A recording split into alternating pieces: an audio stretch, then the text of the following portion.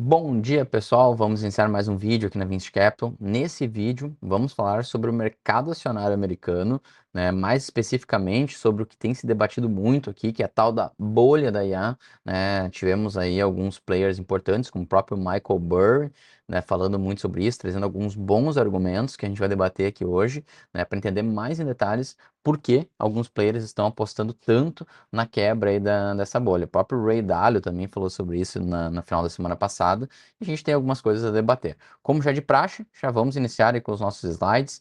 Quem já acompanha o canal, compartilha, curta, comenta, porque isso é muito importante. Então, semana passada tivemos um evento importante do ponto de vista técnico, né? Nós tivemos um rompimento de uma linha de suporte, né? Ou seja, era um ponto onde o gráfico bate e volta, faz a sua correção natural e volta a subir. Então, essa linha vinha, né, sendo traçada desde maio deste ano. E a gente teve agora um rompimento na semana passada, né, demonstrando uma certa fraqueza do ponto de vista de tendência, tá? Claro que isso por si só não significa nada, a gente olha isso agregando, né, uma série de informações conjuntas, e aí a gente já começa a olhar, né, para uma outra linha técnica, que é a questão das médias móveis. Essas são as médias móveis de 50 dias, e até a análise que foi feita aqui, eu até peguei essa análise, não me lembro de qual economista no X, né, no Twitter, e ele coloca, né, um ponto importante, que agora nós estamos entrando num ponto de teste forte dessa resistência de curto prazo, né? Só lembrando que duas médias móveis que a gente usa bastante é a média móvel de 50 dias e a média móvel de 200 dias. A de 50 dias fala muito mais, né, do market timing e do suporte de curto prazo. Já a média móvel de 200 dias, ela tem uma visão muito mais estrutural de movimento de longo prazo, né, médio e longo prazo. Então, aqui na média móvel de 50 dias, né, tanto o S&P 500 quanto a Nasdaq, quanto o setor de tecnologia, quanto o setor de Magnificent Seven, né, as sete maiores empresas americanas, né, as Mag Seven, estão testando essa linha de suporte de 7 dias. Há uma certa correlação, sim, entre todos esses indicadores, tá? Porque basicamente o S&P 500 é o índice mais macro, mas as principais empresas desse índice, a maioria delas estão na Nasdaq 100, dentro do setor de tecnologia, e são, né, representantes das Magnificent Seven. Então, basicamente, há uma correlação muito grande entre todos esses indicadores. Mas é importante a gente olhar que tem, né, essa perspectiva de curto prazo a ser testada na semana. Por mais que já houve rompimento, né, nessa linha mais macro, a gente tem ainda esse suporte de curto prazo, que é um suporte muito importante, que é a média móvel de 50 dias. E quando a gente olha, né, para outro indicador importante, que é a Nasdaq 100 Equal Weight, então aqui a gente elimina um pouco desse viés das Mag 7, das empresas, das maiores empresas, e começa a olhar, né, o mesmo peso padrão para todas as empresas da Nasdaq 100. Então aqui eu quero pegar um movimento mais estrutural do mercado. Então a gente vê aqui, né, esse topo triplo que normalmente, tá, pessoal, normalmente ele antecede grandes altas. Então isso aqui é uma questão interessante que a gente viu aqui. Então a probabilidade é de a gente ter uma correção aí, um retorno forte desse indicador. Então, aqui, né, é um driver mostrando força no sistema. Esses suportes ainda, né, vão ser testados. E um ponto que tem chamado bastante atenção, e esse sim é um indicador importante de alta, tá? É a questão do spread entre o vencimento mais longo do VIX futuro versus o VIX spot, né? O preço do VIX no curto prazo. Então, quando a gente tem um menos o outro, quando eu tenho os preços de curto prazo, né? O valor spot subindo muito rapidamente, os preços longos ainda não ajustaram e às vezes eu tenho, né, distorções, porque o mercado espera que o VIX, né, como o nome mesmo já diz, né, um índice de volatilidade, ele dá aqueles picos, mas depois ele se ajusta e corrige e vai reduzindo. Então, com esses, aqui até o termo que foi cunhado aqui é inteligência artificial worries, né, as preocupações. Então, aí, worries. a gente vê a questão aí desse spread, né, caindo a níveis negativos. Então, a probabilidade é, né, de curto prazo, né, esse VIX continuar subindo ainda mais, porém, né, no longo prazo, o VIX se acomodando e a gente vê uma retomada forte. Então, essa queda nessa última semana pode, né, ser entendido como uma janela de oportunidade incrível. Até aqui quem postou esse gráfico fez justamente essa analogia de que uma janela aí interessante de compra poderia estar se aproximando. Aí começa a vir alguns pontos para a gente levar em consideração, tá? Do porquê dessa vez aqui, nessa janela que pode não ser tão favorável assim, tá? Um ponto que eu quero trazer já agora, e aí começa o argumento do próprio Michael Burry, é a questão, né, do próprio CAPEX da tecnologia e o CAPEX geral de todos as empresas listadas na bolsa. Até que a Scion, né, é a empresa do Michael Burry, então esse indicador foi desenvolvido por ele, tá, para fazer essa medição. Então notem que quando a gente tem um aumento absurdo do CAPEX, ou seja, CAPEX, né, é o gasto com infraestrutura, com investimentos, né, em relação à operação. Então lá na bolha do ponto com, o CAPEX ele saltou impressionantemente, né? Então o CAPEX ele pelo PIB, tá? Aqui então é o valor total dividido pelo PIB, a gente vê que teve uma disparada enorme de capex na época do ponto .com, corretamente, porque a internet era o futuro, a internet precisava de muita estrutura, cabos, uma série de questões, né, satélites. Então foi feito esse investimento massivo, porém em empresas que não estavam sendo eficientes, não estavam sendo, de fato, né, estavam investindo sem ter um retorno adequado para isso.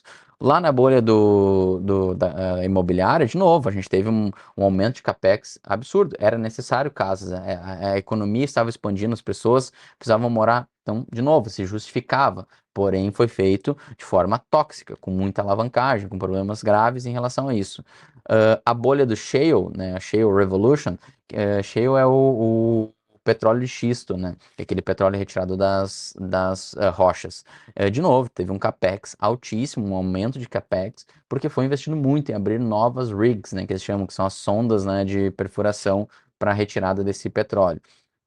Então, de novo, a gente teve um pico fortíssimo do capex naquele período, justamente, né, por um setor que precisava ser investido, que era, né, de petróleo barato nos Estados Unidos. E agora a gente vê, né, a cloud, né, que seriam as nuvens, e aí build-out, né, que são as construções de todos esses data centers, essa infraestrutura necessária para a continuidade desse desenvolvimento da inteligência artificial. Então, de novo, num pico aqui bem expressivo em relação ao CAPEX. Tá, e aí que entra agora o grande ponto. Esse CAPEX, ele é um CAPEX que se sustenta, que é um CAPEX de longo prazo, que vai ter, né, um aproveitamento olhando para o médio e longo prazo no desenvolvimento da IA, ou ele tende a ser um CAPEX que vai ficar obsoleto, que vai ter uma depreciação alta. Aí que entra o grande ponto, porque o investimento em equipamentos de processamento e software, pelo percentual do PIB, né, tá num patamar igual praticamente o que a gente viu lá na bolha do ponto .com. Então, por esse sinal, já mostra que o investimento está extremamente pujante. Então, mesmo que as empresas estão dando lucro, estão tendo resultado, mas o patamar é extremamente elevado. Então, olha a correção que houve depois para o mercado poder se ajustar e extrair retorno e recursos da tese, realmente, de fato, da internet. Agora a gente está vendo a mesma disparada em investimentos. E será que o retorno vai vir conforme o que se espera, ou a depreciação dessas placas e de toda essa infraestrutura pode prejudicar muito? E se a gente for ainda mais para o CAPEX das empresas tech, hoje elas representam cerca de 50%, para você arredondando aqui, de todo o investimento no mercado americano hoje, desses números que a gente está vendo aqui, basicamente 50% é CAPEX das empresas tech. Tá, e agora onde está, entre aspas, a pegadinha ou a incógnita ou o ponto observado pelo Michael Burry e outros grandes players do mercado é a questão da depreciação das GPUs. essas placas gráficas, elas têm, né, por algumas características, uma necessidade de troca, seja por obsolescência ou seja pelo próprio desgaste, né? Então, desgaste físico, falhas de uso, obsolescência acelerada por novas gerações de hardware, perda de competitividade, ciclos de atualização cada vez mais curtos, impostos pela própria Nvidia e agora, né, já por concorrentes, mudanças na demanda conforme, né, adotam novos chips. E até o próprio CEO da NVIDIA, ele comentou que agora essa nova geração de chips, né, baseada na estrutura Blackwell, quando eles começarem a ser comercializados em grande volume, ninguém vai conseguir vender o Hopper, que é o chip anterior. Então, olhem como isso é complexo, tá? E o quanto que isso vai depreciar dos ativos. Então, vamos lá. Eu estou fazendo toda a minha troca, né, por uma nova tecnologia, uma obsolescência, e aí eu vou vender, vou dar destino para investimentos bilionários. Hoje, se uma indústria investe numa máquina, por mais que ela ficou obsoleta, ela tem a probabilidade de vender ela para algum concorrente ou alguma empresa entrante no setor. Já do ponto de vista da obsolescência, da perda de desempenho, né, há uma perspectiva de uma perda de performance de cerca de 10% ao ano, né, que essas placas têm. Então, isso é muito rápido e a vida útil efetiva, tá? Embora fisicamente possam durar 3 a 7 anos com a manutenção adequada, a temperatura, tudo que a gente sabe que é importante, né, para um bom uso dessas GPUs, do ponto de vista técnico, devido à obsolescência, é entendido que uma GPU ela consegue se tornar eficiente apenas por 2 a 3 anos. Então, notem como é muito rápido, né, esse desgaste, essa necessidade de troca dos ativos, né, dessas empresas. Então, como é que isso vai ser incorporado dentro dos balanços das empresas? Eu dei uma pesquisada mais a fundo, né, pessoal, para entender ainda como de fato está acontecendo aí no mercado, o que que as coisas estão acontecendo, e eu vi que é inúmeros os relatos da incapacidade de comercialização em mercado secundário dessas placas de altíssima performance, como a RTX 5000 da NVIDIA, que são placas que necessitam, assim, quantidades colossais de energia, sistemas de arrefecimento realmente muito eficientes. Então, uma pessoa física, uma pessoa que poderia usar uma placa para o seu computador ou para algum lazer, uma coisa assim nesse sentido, não tem essa aplicação. Placas anteriores, gerações anteriores, eram vendidas como ouro no mercado, porque eram placas muito boas, muito eficientes, que depois que elas perdiam sua aplicação no ponto de vista de treinamento de IA e até de alguns outros tipos de trabalhos que eram necessários do ponto de vista industrial e de escala, as pessoas físicas realmente queriam comprar e compravam a preços ok, preços bons, né? Então, nesse sentido aí, vai ter ainda um ponto a ser debatido de como isso vai ser incorporado no balanço dessas empresas. Alguns auditores, também eu dei uma pesquisada do ponto de vista da auditoria, estão considerando, né, que como vai se justificar o valor contábil desse ativo se ele vai ter uma depreciação muito maior do que é o previsto inicialmente. Então ainda tem um debate acerca aí do mundo contábil de como isso vai ser incorporado. Mas o fato é que realmente é um dilema a ser superado e isso tem um impacto muito grande, né, do ponto de vista de precificação e valuation. Então, com todo esse investimento, todo esse ciclo fechado que a gente já debateu aqui também, onde o dinheiro ele basicamente circula em 6, 7 empresas e não há consumidores externos trazendo dinheiro para esse sistema, a não ser, né, na própria OpenAI que vende o serviço e tal, mas ainda é uma coisa que não tem um faturamento absurdo em relação ao consumidor final, né? Ele ainda está dentro de um ciclo fechado muito, né, B2B.